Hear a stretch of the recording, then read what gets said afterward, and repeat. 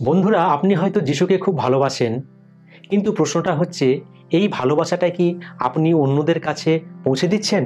আজকের পৃথিবীতে অনেক বিশ্বাসী নিজেদের আলো লুকিয়ে রাখে, কারণ লজ্জা, ভয়, মানুষ কি বলবে, এসব দোটানা। আমরা ভাবি, আমি বাইবেল কম জানি, আমি তো প্রচারক নই, আমার কথায় কেউ কি বদলাবে? কিন্তু যিশু খুব স্পষ্ট করে বলেছেন, মথি 5:14 লেখা আছে, তোমরা জগতের দীপ্তি, পর্বতের ওপর স্থিত নগর গুপ্ত থাকিতে পারে না, আর আলো নিজের সৌন্দর্য দেখানোর জন্য নয়, আলো চারপাশকে পথ দেখানোর জন্য।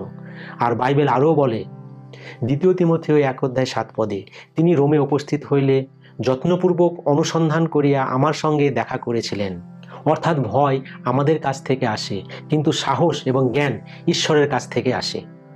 আজকের ভিডিওটিতে আমরা শিখব কিভাবে খুব সাধারণ প্রতিদিনকার জীবনে একদম স্বাভাবিকভাবে কোনো চাপ ছাড়াই আপনার বিশ্বাস অন্যদের সাথে ভাগ করতে পারেন।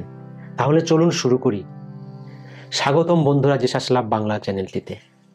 আপনারা যে আজ এখানে আছেন, এটা আমাদের জন্য আশীর্বাদ। এই চ্যানেলে আমরা ঈশ্বরের বাক্যকে সহজ ভাষায় ও বাস্তব জীবনের সাথে মিলিয়ে শিখি, যাতে আমরা শুধু শুনে না থাকি, বরং জীবনে প্রয়োগ করতে পারি।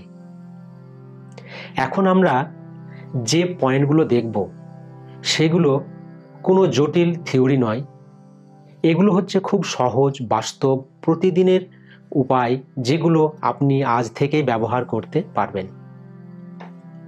প্রথম পয়েন্ট, আপনার জীবনের গল্প শেয়ার করুন।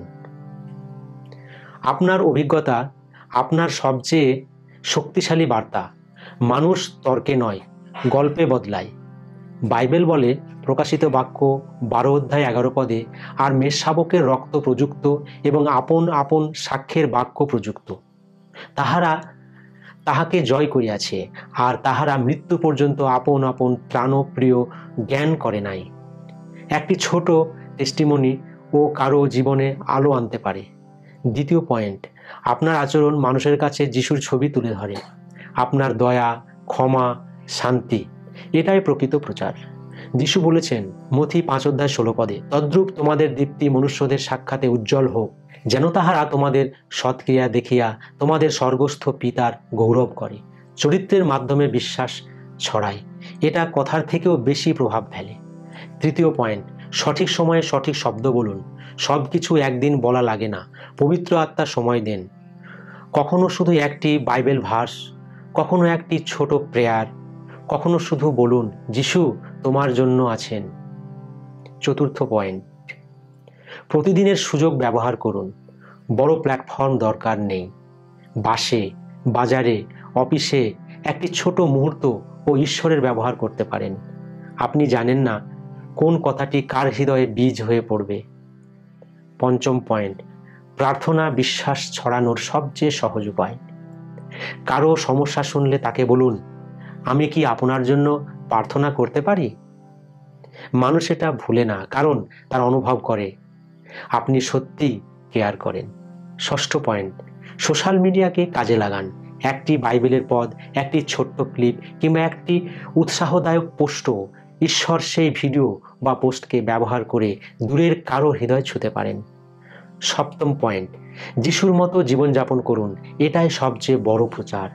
যিশু বলেছেন যোহন 13:35, তোমরা যদি আপনাদের মধ্যে পরস্পর প্রেম রাখো, তবে তাহাতেই সকলে জানিবে যে তোমরা আমার শিষ্য। আপনার জীবনযাপনই মানুষকে যিশুর দিকে টেনে আনে। বন্ধুরা, বিশ্বাস শেয়ার করা মানে চাপ দেওয়া নয়, এটা মানে ভালোবাসা ছড়ানো। ঈশ্বর নিখুঁত মানুষ খোঁজেন না, তিনি ইচ্ছুক মানুষ খোঁজেন। আপনি ইচ্ছুক হলে ঈশ্বর আপনাকে অনেকের মধ্যে আলো হিসাবে ব্যবহার করবেন। যদি এই বার্তাটি আপনার হৃদয় ছুঁয়ে যায়, লাইক করুন, শেয়ার করুন এবং কমেন্ট করে জানান আপনি কিভাবে ঈশ্বরের সময়ে বিশ্বাস রাখছেন। আর অবশ্যই জেসাস লাভ বাংলা চ্যানেলটি সাবস্ক্রাইব করুন। ঈশ্বর আপনাকে আশীর্বাদ করুন। আমেন।